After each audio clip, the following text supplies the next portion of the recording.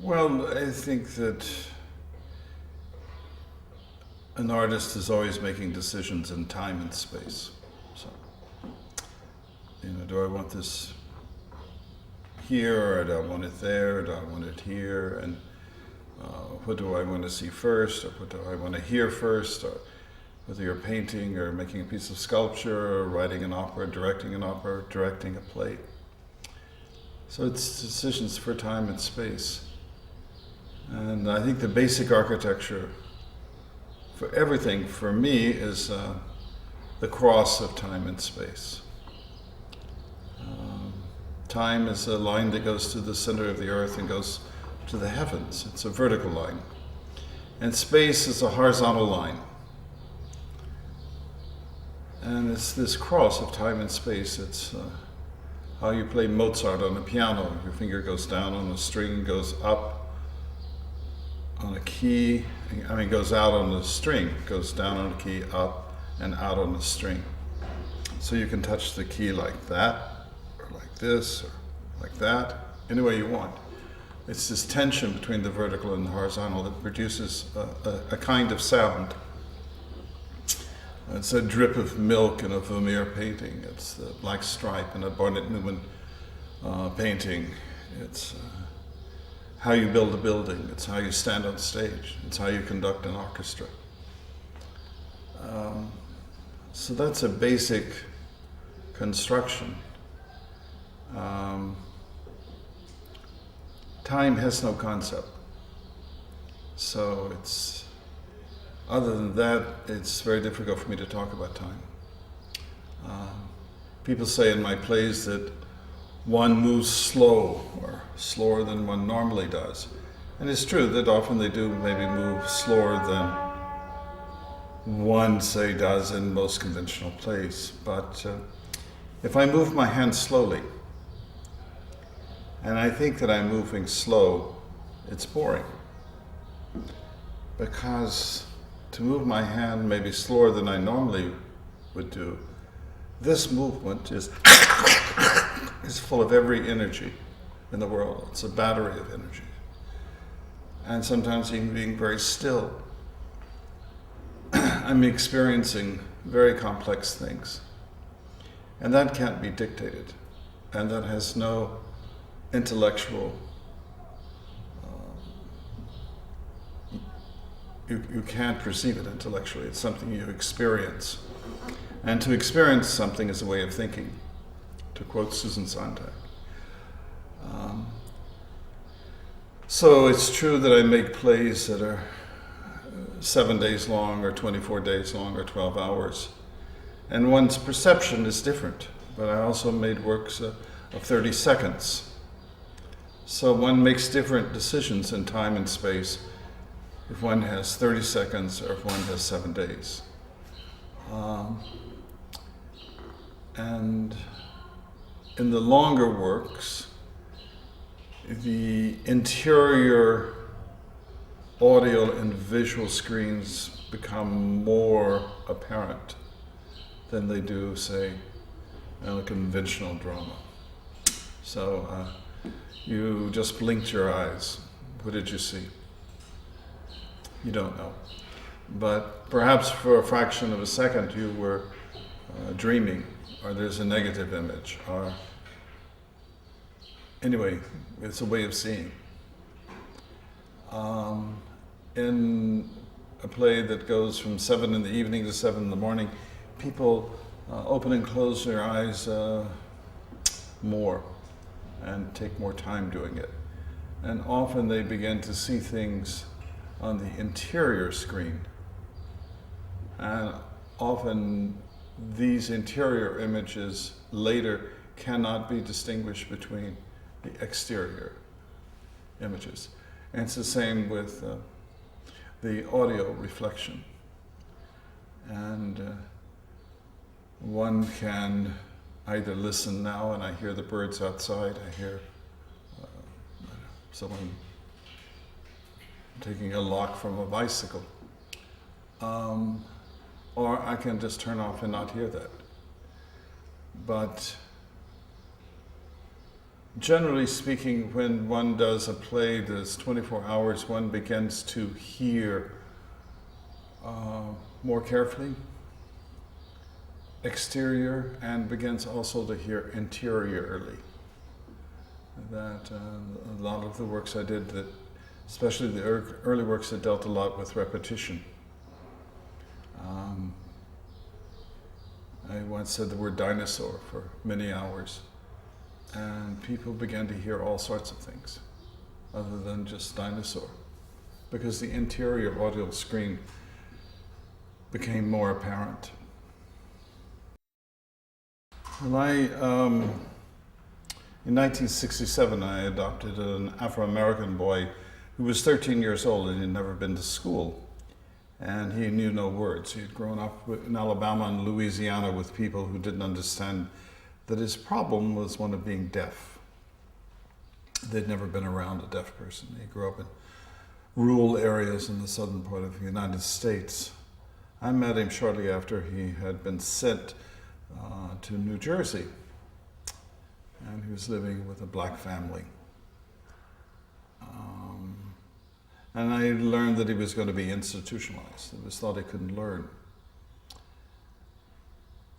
And so I said, how do you know this child can't learn?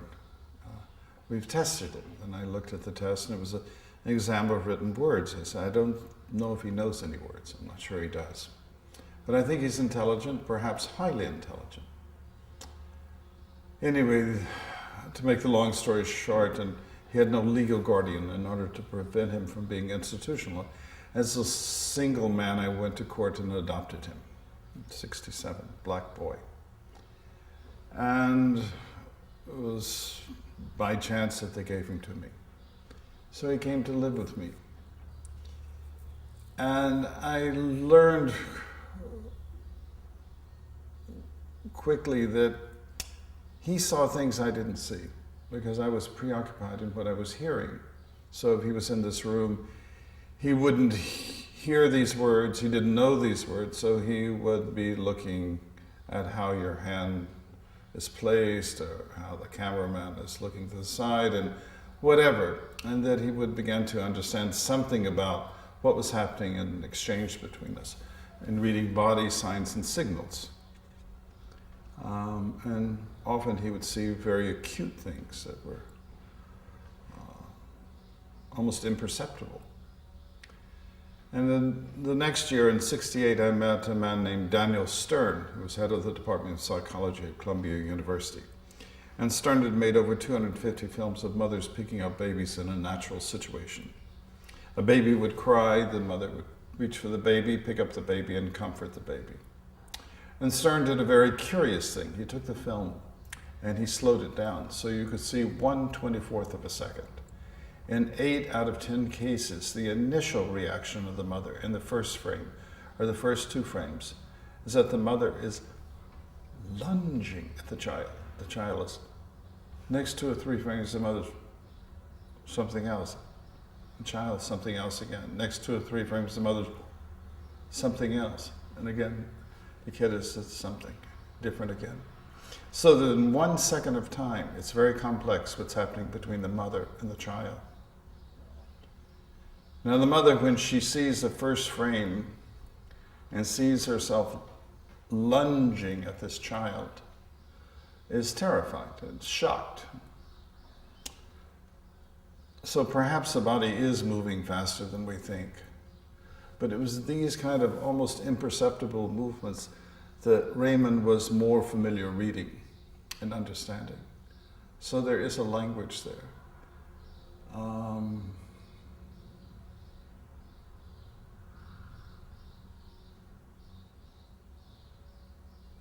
The more space around anything, the more important it becomes. So if you have one word on a page, or if you're making a drawing and you put one line, it becomes very important. If you put one person on stage and there's one gesture, that gesture has a different weight than if you have 50 people on stage making a lot of movement. So contrary to what we think, that if you have a space and you put this in the space, that's one thing. But if you have another space, the same size, and you put that, this will be bigger because there's more space around it. So often in structuring material, it's how do I put space around whatever it is that I'm hearing or seeing? Now, I was very much influenced by John Cage and Merce Cunningham. When I first saw their work, it was a real shock. And the way that Cage wrote music and Merce made dances, and the music had no relationship to the dance. It was often put together on the first night. And this has had a tremendous influence on my work. With my work, what we see is what we see, and what we hear is what we hear. And I construct the visual book always first, whether it's King Lear of Shakespeare or The Ring of Wagner, whatever. And then later I put the audio with it. So I don't read a text first and then say, okay, now we're going to illustrate it this way. We're going to decorate the stage, this text this way. I don't think about that. I look at just what the visual language would be like a deaf person. And what is that information and how does it work in time and space in making these time-space constructions? Where is there more tension, less tension, etc. Then I add the audio. But my work is different than what Cage and Cunningham did in that it's not arbitrary with what we hear and what we see. So I can say, I want to kill you! Or I can say,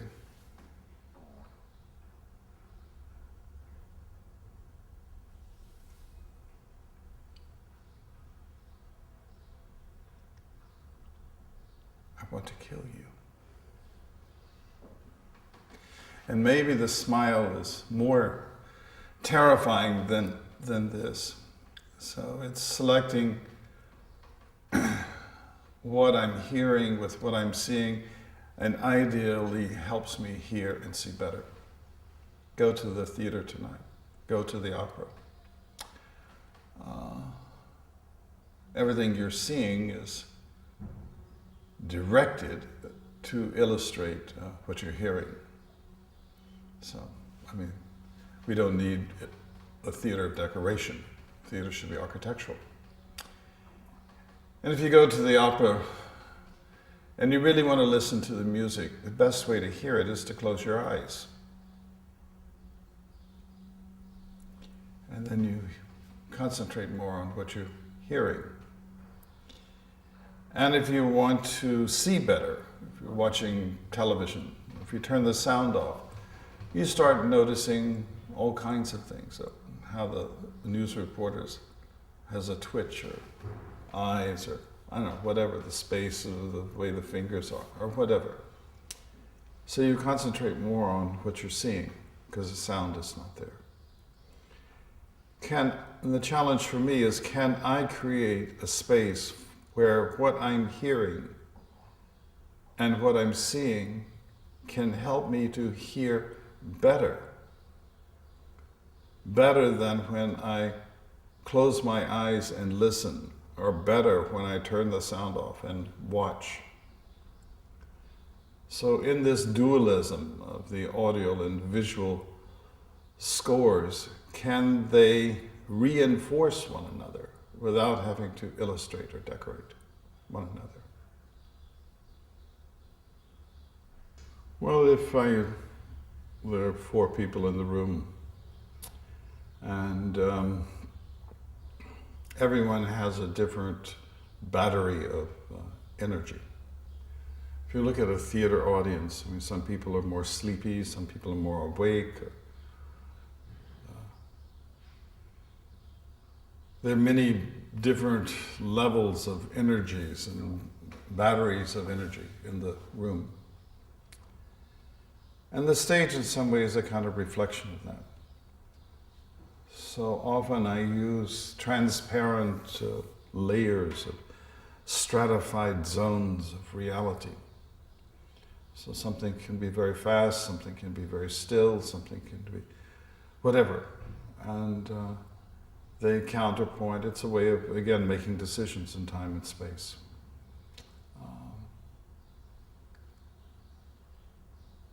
I often work with counterpoint, so that if I put on a Louis XIV commode, a Louis XIV tray, that's one thing. But if I take the tray away and put a computer on the commode, it's probably easier to see the computer and the commode together than to see the two Baroque elements together. So, can I put something on stage and put something else with it that will help me to see that thing better? If I put a rock on the computer, it's one thing. If I put another computer on top of the computer, that's another thing. Perhaps the rock on the computer helps me to see both together for what they are, the form, the shape. So that's another way of constructing materials. So you can have something from 15th century, 14th century, and it can be placed and something from the 21st century, but it's a way of constructing that helps me see better or hear better. Well, just as in the visual language of a gesture, when you slow it down, you begin to decode or see the complexity that's there, the mother picking up the baby. At normal speed you see this, but it's a million things going on. It's the same with the word, that if you take this word and it's like a rock and you take a hammer and hit it and break it apart, it's full of many emotions. My theater that I make is a formal theater, so it doesn't try to portray or express an emotion, for the most part. I will now touch my watch. The crystal of my watch is cool. That's truth. And that is my expression. That's truth. I now touch my forehead, and it's warmer. That's truth. And that is my expression. I don't have to outwardly portray it, because I feel it. So in a formal theater you can say, this is cool and this is warm and the bell rings truth. Or you can say, you must pay the rent. I can't pay the rent. You must pay the rent. I can't pay the rent. So we see the actor acting, and we know he knows that he's acting, so you can believe him. So in a formal theater, if you want to portray a certain emotion or attitude, you can do it, but you must be very clear in your mind that this is what it is that you're doing. And the audience knows it, and you know it, and then you're free to experience or feel whatever. Or you try to place the emotion deep inside. How all occasions do inform against me and spur my dull revenge. Examples gross as earth exhort me. That's Hamlet. If you trust the words, they will speak for themselves. And if you try to impose an emotion or feeling, you will deny the possibility of all the other feelings, emotions, and ideas. So in a formal theater, there's a certain distance. That's not to say that you don't have feelings and emotions about what you do. Doubt that the sun doth move, doubt truth to be a liar. But never doubt I love. Never doubt I love. Whatever. Of course you have feelings about it, but you don't, in a formal theater, impose them on other people. And you try to keep for yourself a certain distance so you can reflect on what it is that you're doing, what it is that you're saying. And I so often feel that an actor, when he's acting and has to speak words on a stage, is lying. Or he's limiting his possibility and therefore the audience of having many, many, many experiences. The mother, when she picks up the baby, says, "But I love my baby."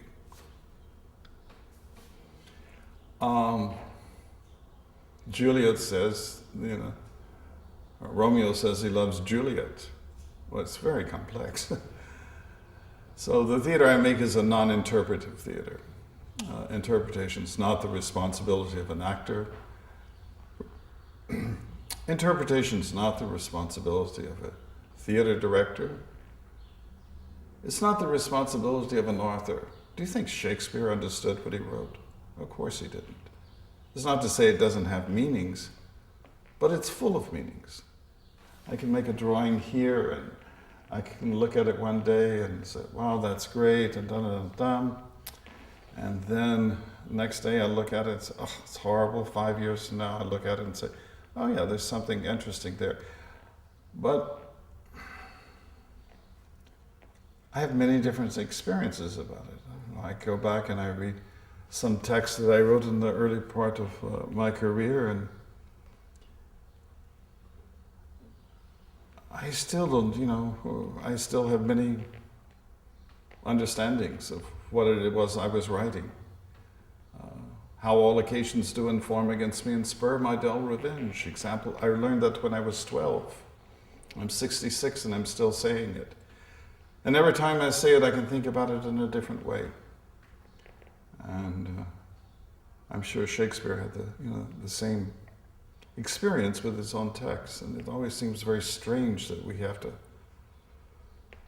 try to figure it all out and have this concept and these ideas, and then we want to impose them like bad high school teachers on the audience. In Eastern philosophy, you have Zen ideas, which give you multiple ideas, that you don't have to give an idea or an interpretation, but you leave it open.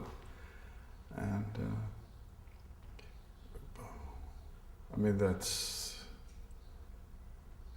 I remember when George Balanchine first went to London, they were just totally, even almost until his death, and even till today, totally confused. The English, they're still in the 19th century with his romantic ballets. He was thinking abstractly. Merce is almost 90 years just now that they sort of have critically accepted him. But he was thinking abstractly. If you look at a 14th century no play in Japan, the classical theater, a play that we're performing today in the 21st century, boy meets girl. Boy and girl fall in love. Boy leaves girl. Girl waits 30 years. She kills herself, and as she is dying, boy returns. It's actually a 14th century play.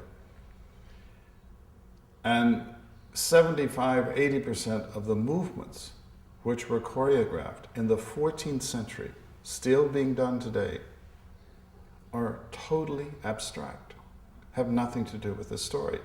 For the Japanese, it's no problem. But to ask a Western opera singer to say, okay, this gesture is abstract, can be a movement for movement's sake, can exist purely on its own, and does not have to illustrate a text, is very difficult for them. So it's education. My theater is much closer to animal behavior. I was here in the zoo in Berlin a few years ago, and I walked to the back of the zoo, and there were a pack of gray wolves standing on rocks. And I stood to the side, and they didn't turn their head and look at me, and I looked straight ahead. And for about 10 minutes, 14 or 15 wolves didn't move. And they were very much aware that I was there. And we were like one entity. I was like one of those wolves. But they're not listening with their ears. They're listening with their body. The way Raymond the deaf boy was listening, I yelled to him, "Raymond!" And he was at the end of my loft. And he didn't turn around. I knew if I would stamp my foot on the floor, he would feel the vibration and turn around. And I did a very curious thing. "Hey, man! Hey, man!" And the sound of a deaf person. And he turned around. "Hey, man, how are you?" "Raymond, how are you?" He started laughing like, "Hey, man, you're talking my language." Wow. His body, as far as we can measure his hearing in the eardrum, up to 104 decibels, heard nothing. But the body was feeling the vibration of sound. And in a sense, the body was hearing. That was the late 60s, so that set me off on a journey. I like one thing that Einstein said. They said, "Mr. Einstein, can you repeat what you just said?" He said, "There's no need for me to repeat what I just said because it's all the same thought."